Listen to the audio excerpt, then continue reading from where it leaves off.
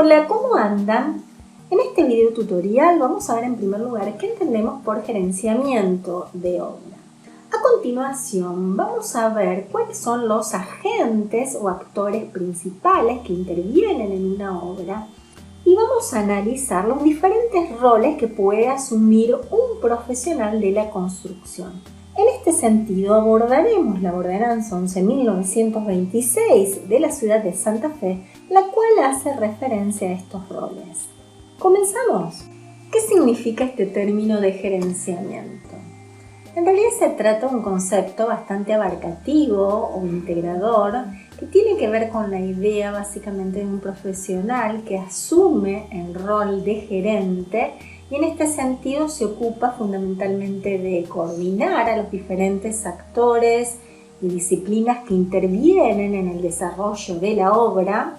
Entre los actores podemos mencionar, por ejemplo, al comitente, al proyectista y al constructor o escultor material de la misma. Y entre las disciplinas, por ejemplo, a la arquitectura, a la ingeniería y a las distintas instalaciones. Además, se ocupa de planificarla y gestionarla e incluso de controlarla. Hay que tener en cuenta que esto no lo hace en un momento determinado, sino a lo largo de todo el ciclo de desarrollo de la misma, desde sus primeras ideas ejemplares hasta la culminación de la fase de construcción. ¿Y para qué lo hace? Principalmente para que la obra cumpla con los requerimientos e intereses del comitente. Se ejecuten los plazos pautados y de acuerdo al precio que se ha convenido previamente, respetando obviamente las reglamentaciones vigentes y los contratos que se han firmado y garantice niveles mínimos de calidad. Con respecto a los agentes o actores que intervienen en el ámbito de la construcción, entre los principales tenemos al comitente o cliente, al profesional que tiene que estar habilitado por el colegio profesional respectivo. Aquí podríamos mencionar al maestro mayor de obra, al técnico constructor, al arquitecto, al ingeniero y el constructor o empresa constructora. En cuanto al profesional que tiene que ser de la construcción, este puede asumir diferentes roles, que son el de proyectista, el de calculista, el de director de obra, el de constructor y el de representante técnico de este último. Ya los vamos a ver más adelante en detalle. En relación a los roles profesionales, es importante que hagamos referencia a la Ordenanza 11.926 de la ciudad de Santa Fe, sancionada en el año 2012, la cual modifica el capítulo 1 y 2 del Reglamento de Edificaciones de dicha ciudad. Esta define en el artículo 1 qué se entiende por proyecto, por cálculo y por dirección de obra y además en el 2 hace referencia al profesional encargado de realizar dichas tareas. En el artículo 3 detalla cuáles son los elementos que deben integrar los planos de obras. En el artículo 4, que es el principal, detalla que las tareas de proyecto, dirección y representación técnica solo pueden ser llevadas a cabo por profesionales de la construcción que se encuentren habilitados por sus respectivos colegios profesionales. Además, define con precisión los diferentes roles profesionales que pueden asumir los profesionales de la construcción. Estos son el de proyectista, calculista, director de obra, constructor y representante técnico del constructor. Y por último aclara que el propietario está habilitado a asumir el rol de constructor en el caso de obras de menor complejidad, las cuales para ser tales deben reunir determinadas condiciones. Pueden ser obras nuevas, ampliaciones o refacciones que tengan que ver con viviendas individuales, comercios, minoristas o mayoristas, o servicios y que como máximo tengan una superficie cubierta total de 150 metros cuadrados y planta baja y un piso. Además aclara que estos roles pueden ser cumplidos por una misma persona, a excepción del de director y el de representante técnico, que deben ser asumidos por diferentes profesionales. Y esto se debe básicamente a que representan y defiendan intereses de individuos diferentes. Ya lo vamos a ver más adelante. Vamos a ver ahora en particular los actores y roles profesionales que mencionamos anteriormente. Comencemos por el comitente. ¿Quién es esta persona? Básicamente es el cliente, aquel que realiza el encargo a un determinado profesional de la construcción para que lleve a cabo las tareas de proyecto y o dirección de su obra, a cambio de las cuales les va a pagar honorarios. En el caso de obras nuevas, este suele ser el propietario o el dueño del terreno sobre el cual se va a construir. Podemos reconocer distintos tipos de comitente. Este puede ser una persona física o real, o sea, una persona con rasgos de humanidad, o puede llegar a ser una persona jurídica o ideal. En el caso de que el comitente sea el Estado o gobierno, ya sea nacional, provincial o municipal, o incluso la Iglesia, decimos que se trata de un comitente de carácter público. Mientras que si se trata, por ejemplo, de una asociación, fundación o sociedad, decimos que es un comitente de carácter privado. Con respecto al proyectista, podemos decir que es el profesional de la construcción que constituye el autor intelectual del proyecto. Él es quien recibe el encargo del comitente de elaborar el mismo y luego, durante la ejecución de la obra, puede llegar a asumir el rol de director. Salvo en casos particulares, es conveniente que el director sea el mismo proyectista, porque se supone que es la persona que tiene un conocimiento más profundo del proyecto. ¿Pero qué entendemos por proyecto? Según la ordenanza que vimos con anterioridad, el proyecto consiste en toda aquella documentación técnica que está conformada por una serie de elementos gráficos y escritos que definen con exactitud el carácter o destino de la obra y permiten luego ejecutarla correctamente. Entre las partes o elementos que lo conforman podemos destacar en primer lugar a los planos generales y complementarios. Los primeros tienen que ver principalmente con las plantas, los cortes o secciones, las vistas o elevaciones que tienen que dibujarse a escalas adecuadas de acuerdo a lo que establece la reglamentación. Estos son los básicos para luego poder elaborar los planos complementarios, que en líneas generales son los que tienen que ver con la estructura y las diferentes instalaciones. Además, el proyecto incluye el cómputo métrico y el presupuesto.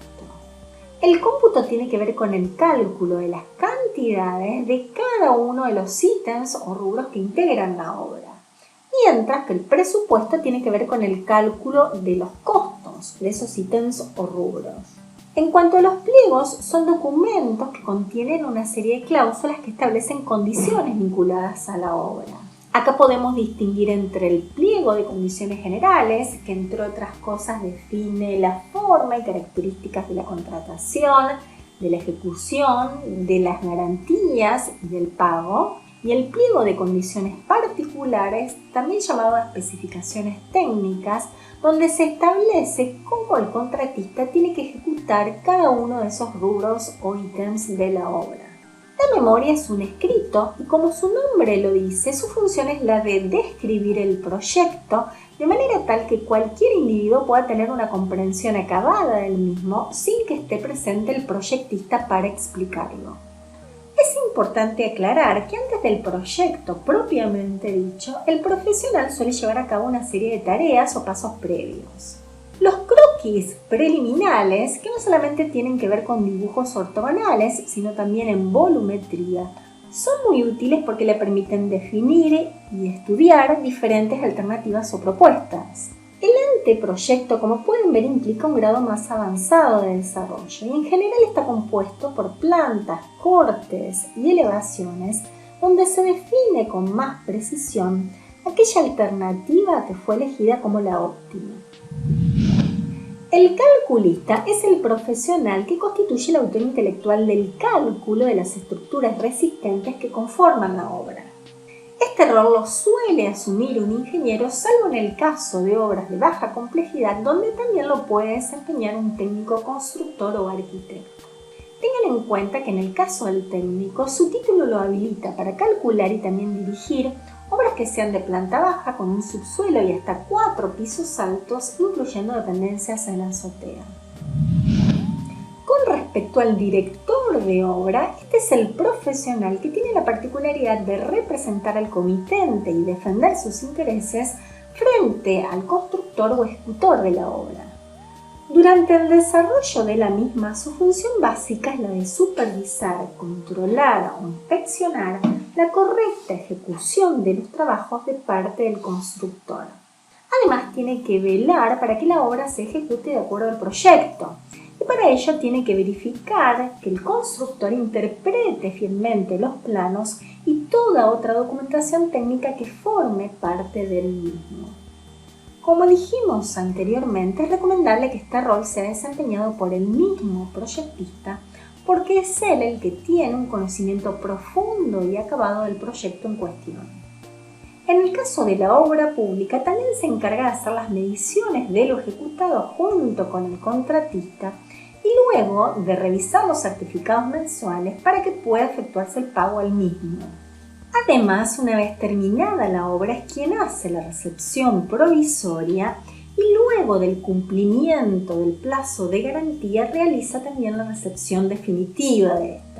Cabe aclarar que estos temas de obra pública los vamos a ver más adelante en otro video tutorial.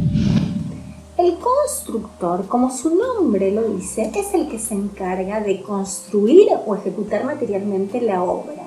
Este puede ser una persona de existencia física o ideal, una empresa constructora que fundamentalmente tiene una finalidad comercial. En este sentido, ha invertido un capital de determinados recursos materiales y humanos para obtener una ganancia o beneficio y no honorarios profesionales. Es indispensable que sea un profesional habilitado o, en su defecto, autorizar a un profesional habilitado para que asuma el rol de representante técnico y conduzca la obra en su nombre. Ya hemos visto anteriormente que la Ordenanza 11.926 autoriza al propietario a convertirse en constructor en el caso de obras de menor complejidad, las cuales, para ser consideradas como tales, deben respetar estos parámetros. Pero es importante destacar que en este caso particular, si este no es un profesional habilitado, va a tener que designar a un profesional para que asuma el rol de director de obra. En cuanto a la empresa constructora, anteriormente dijimos que la obra puede ser ejecutada a través de la misma. Incluso aclaramos que si el constructor no es un profesional habilitado, va a tener que ejecutarla nombrando en su lugar a un representante técnico. En cuanto a los tipos de empresas constructoras, las podemos clasificar de acuerdo a diferentes categorías. Según quien sea el propietario del capital, podemos clasificarlas en públicas cuando éste pertenece al Estado o privadas cuando éste pertenece a particulares. De acuerdo a su tamaño, las podemos clasificar en grandes cuando poseen enormes capitales, miles de empleados, sistemas de administración muy avanzados e incluso instalaciones propias. Estas suelen focalizarse en obras grandes o de alta complejidad. Por el contrario, las pequeñas poseen pocos empleados, sistemas de administración más básicos o elementales y suelen construir obras más simples o de baja complejidad. Y entre ambas tenemos las medianas, que constituyen una situación intermedia con cientos de empleados, sistemas de administración bastante automatizados y se dedican a construir obras de mediana complejidad. Según el ámbito en el que actúan, las podemos considerar como locales cuando operan en un lugar pequeño, un pueblo, una ciudad o un municipio. Provinciales cuando lo hacen en una provincia. Regionales cuando intervienen en varias provincias o regiones. Nacionales cuando lo hacen a escala de un país o nación. Y multinacionales cuando se desarrollan en varios países. Según el tipo de actividad, podemos diferenciarlas en constructoras y desarrolladoras o promotoras, estando estas últimas dedicadas no solamente a la ejecución de la obra, sino también al desarrollo del proyecto e incluso a la promoción y comercialización de este. Y por último, según el producto a ejecutar, podemos distinguir entre empresas focalizadas a la ejecución de obras de arquitectura, como por ejemplo viviendas, oficinas, obras vinculadas a la educación, salud o esparcimiento, y empresas especializadas en obras de infraestructura, como pueden ser obras viales u obras relacionadas con instalaciones urbanas. Por último, en cuanto al representante técnico, ya hemos hecho referencia a este, que básicamente tiene que ver con un profesional de la construcción que representa al empresario constructor cuando éste no posee un título habilitante. En este sentido, a diferencia del director de obra, este profesional defiende los intereses del empresario y asume la responsabilidad por la ejecución material de la obra. Su función primordial es la de ejercer la conducción técnica de los trabajos, buscando organizar la obra para que estos se ejecuten de manera correcta dentro de los tiempos pautados. Bueno, espero que se haya entendido. Cualquier duda o sugerencia me la dejan como un comentario en la descripción de este video o me la hacen saber a través del aula virtual de Classroom. Nos vemos pronto en el próximo video tutorial. Chau, chau.